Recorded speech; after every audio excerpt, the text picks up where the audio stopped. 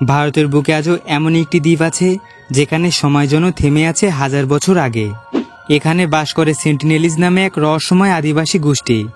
ভারতের বুকে বঙ্গোপসাগরের উত্তর অংশে অবস্থিত এই দ্বীপটি, যার নাম সেন্টিনেল আইল্যান্ড। আধুনিক সভ্যতার এত কাছে থেকেও তাদের জীবনযাপন এখনও 12,000 বছরের পুরনো। ধারণা করা হয় এই আইল্যান্ডে মাত্র 400 থেকে 500 জন মানুষ বসবাস করে।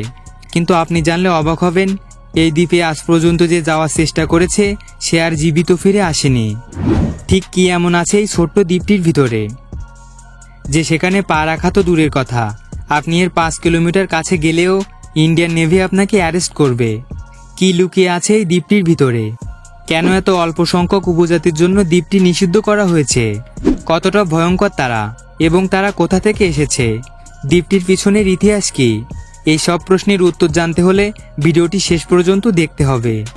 সময়টা ছিল 1896। আন্দামানের কুখ্যাত কালাপানি জেল থেকে এক কয়েদি পালিয়ে যায়। চারিদিকে সমুদ্র আর পিছনে ধাওয়া করছিল ব্রিটিশরা। শেষ পর্যন্ত জীবন বাঁচাতে সে ঝাঁপ দেয় উত্তাল সমুদ্রে। দুদিন ভেসে ভেসে ক্ষুধার্ত আর ক্লান্ত অবস্থায় সে পৌঁছায় এক অচেনা নির্জন দ্বীপে। সেটিই ছিল নর্থ সেন্টিনেল দ্বীপ। প্রথমে মনে হয় হয়তো সে বেঁচে গেছে, কিন্তু কয়েকদিন পর স্থানীয়রা তার মৃতদেহ ভেসে থাকতে দেখে নদীতে। শরীরে ছিল অসংখ্য ধারালো অস্ত্রের আঘাতের চিহ্ন। এটাই ছিল নর্থ সেন্টিনেল দ্বীপের প্রথম হত্যা। তবে শুধু মৃত্যু নয়, এটি ছিল তাদের প্রথম বার্তা যে এই দ্বীপের বাইরের কোনো মানুষকে তারা গ্রহণ করবে না। কিন্তু দ্বীপের রহস্য এখানেই শেষ নয়। 1974 সালে ন্যাশনাল জিওগ্রাফিকের একটি দল নর্থ সেন্টিনেল দ্বীপে আসে। তাদের উদ্দেশ্য ছিল এই উপজাতিদের জীবনচিত্র ধারণ করা। বন্ধুত্ব করার আশা নিয়ে তারা নিয়ে গিয়েছিল কিছু উপহার, কিন্তু ফল হলো উল্টো। দ্বীপের ভেতরে প্রবেশ করার আগে তাদের দিকে তীর নিক্ষেপ করতে থাকে সেন্টিনেলিজরা। এরপর তারা ফিরে আসতে বাধ্য হয়। এখন প্রশ্ন হলো, তারা কেন সভ্য জাতির সঙ্গে বন্ধুত্ব করতে চায় না? এর পিছনের কারণ আপনি একটু পরে জানবেন। 2004 সালে ভারত মহাসাগরে ভয়াবহ ভূমিকম্প ও সুনামি আঘাত আনে আন্দামান দ্বীপপুঞ্জে। কিন্তু আশ্চর্যজনকভাবে নর্থ সেন্টিনেল দ্বীপে তেমন কোনো ক্ষতি হয়নি। সুনামির 3 দিন পর ভারত সরকার হেলিকপ্টার পাঠায়। উদ্দেশ্য ছিল তাদের কাছে ত্রাণ পৌঁছে দেওয়া এবং দেখা তারা কেমন অবস্থায় আছে। কিন্তু সাহায্য নেওয়ার বদলে তারা উল্টে আক্রমণ চালায়। হেলিকপ্টারের দিকে তীর, বর্ষা ও পাথর নিক্ষেপ করতে থাকে। হয়তো তারা জানিয়ে দেয় তাদের কোনো সাহায্য দরকার নেই এবং বাইরের কারোর সাথে যোগাযোগও চায় না। এটি তাদের নিজস্ব নিয়ম এবং জীবনযাত্রার অংশ। কিন্তু 2006 সালের ঘটনা নর্থ সেন্টিনেল দ্বীপের রহস্যকে আরও ভয়াবহ করে তোলে। 2 ভারতীয় জেলে সন্ধ্যাহার রাজ আর পাণ্ডিত তিওয়ারি রাতে মাছ ধরতে বের হন গভীর সমুদ্রে এবং কিছুক্ষণ পরে ক্লান্ত হয়ে নৌকায় ঘুমিয়ে পড়েন। কিন্তু সাগরের স্রোতে ভেসে গিয়ে নৌকাটি পৌঁছে যায় নর্থ সেন্টিনেল দ্বীপের তীরে। ভোরে সেন্টিনেলিজরা ধনুকবাণ হাতে নিয়ে এগিয়ে আসে। জেলেরা জেগে ওঠার আগেই তাদের দিকে তীর বর্ষণ করা হয়। মুহূর্তের মধ্যে 2 জেলের মৃত্যু হয়। এরপর ভারতীয় কোস্টগার্ড হেলিকপ্টার পাঠায় মৃতদেহ উদ্ধার করার জন্য, কিন্তু কোনোভাবে ল্যান্ড করতে দেয়নি সেন্টিনেলিজরা, যার জন্য মৃতদেহ উদ্ধার না করেই ফিরে আসতে হয় তাদের। এরপর দ্বীপটি সম্পূর্ণভাবে প্রবেশ নিষিদ্ধ করা হয়।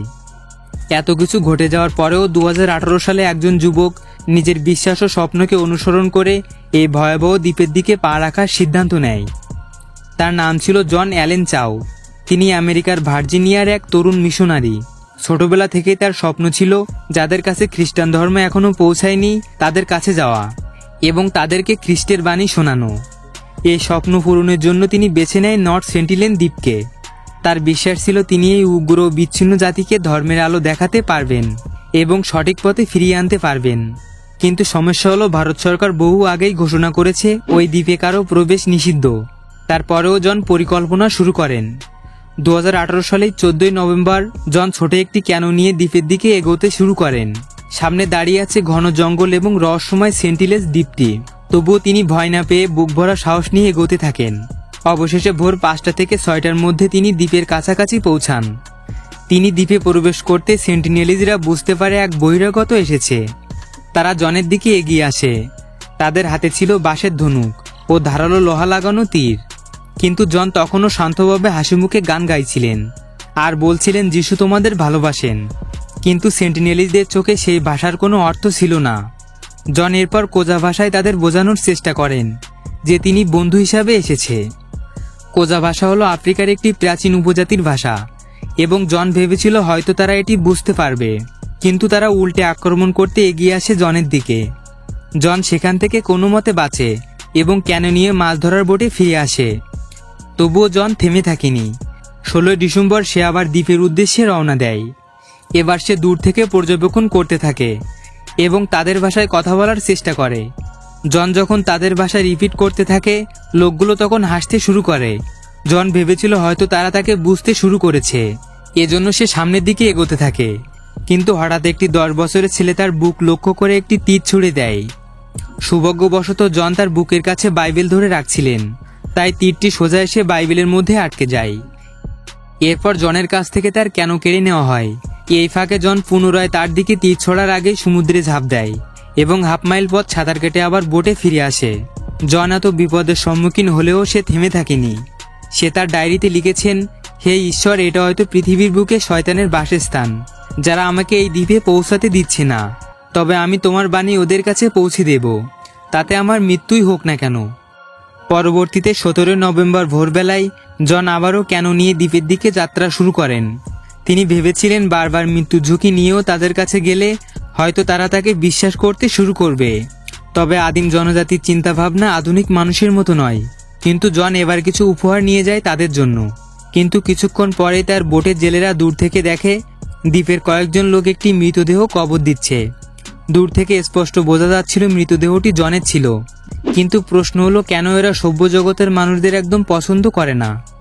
আসলে অতীতে ভারত সরকার এই উপজাতিদের নিয়ে একটি পরীক্ষা চালানোর চেষ্টা করছিল। সেজন্য কিছু উপজাতিদের অপহরণ করা হয়। তারা দেখতে চেয়েছিল বাইরের মানুষের সঙ্গে মিশে স্বাভাবিকভাবে বাঁচতে পারবে কিনা। কিন্তু দীর্ঘকালীন সময় দ্বীপে নির্মম পরিস্থিতিতে কাটানোর জন্য তাদের রোগ প্রতিরোধ ক্ষমতা হারিয়ে যায় এবং তারা খুব কম সময়ে মারা যায়। এই কারণেই সেন্টিনেলিজরা বাইরের মানুষকে গ্রহণ করতে পারে না। এই পর্যন্ত শুনে হয়তো আপনি ভাবছেন, এই জনজাতি কোথা থেকে এলো এই নির্জন দ্বীপে? মনে করা হয় আজ থেকে প্রায় 60,000 বছর আগে আদিম মানুষেরা আফ্রিকা থেকে পৃথিবীর বিভিন্ন স্থানে ছড়িয়ে পড়ে। এবার আপনি হয়তো ভাবছেন যে এই আদিম মানুষেরা আফ্রিকা থেকে নর্থ সেন্টিনেল আইল্যান্ডে কিভাবে এলো? তাদের কাছে তো জাহাজ ছিল না। আসলে এই সময়টা ছিল আইস এজ। এই আইস এজের সময় পৃথিবীর সব বড় বড় সমুদ্র বরফের মোটা চাদরে ঢেকে গিয়েছিল। ফলে এই মানুষেরা খুব সহজেই আফ্রিকা থেকে সেন্টিনেল দ্বীপে পায়ে হেঁটে চলে আসে।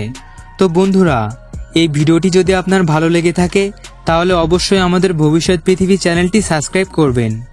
ধন্যবাদ সবাইকে।